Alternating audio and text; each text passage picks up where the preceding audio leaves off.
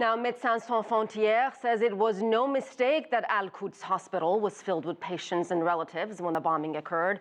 I spoke to the organization's operations manager for the Middle East, Pablo Marco, about the chaos left behind. Al-Quds Hospital is a hospital focused in pediatrics and in internal medicine. They were taking care of a lot of cases of internal medicine related with children and also with non-communicable diseases. The hospital had around 35 beds. And I don't have the exact number now of medical staff, but I can tell you will be probably around 20 or 30 people.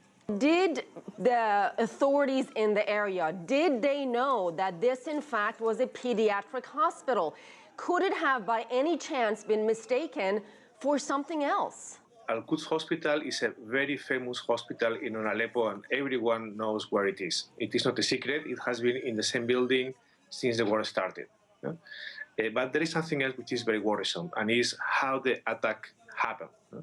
So there were, first of all, 2 barrel bombs that fell in 2 buildings very close to the hospital, producing a very high number of wounded people. Okay?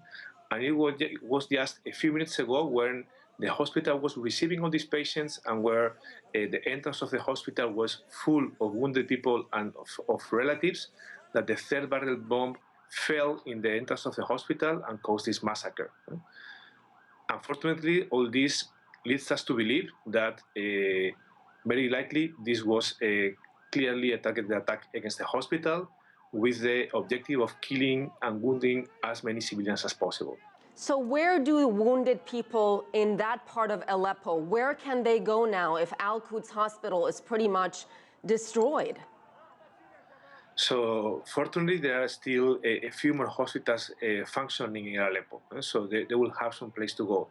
But of course, the conditions in these hospitals are not the best ones, and the loss of lives, both of wounded people, but also, both of the injured and the civilians, but especially of the medical staff, this is gonna affect even more the capacity of Aleppo health system to keep providing medical support to these victims and to the next ones that unfortunately will come in the next days if the international community doesn't do anything about it. Pablo, 2 quick questions. One is the UN has described the situation in Aleppo as catastrophic. I want to know if you agree with that, and also the status of this shaky ceasefire or cessation of hostilities. Is that pretty much done?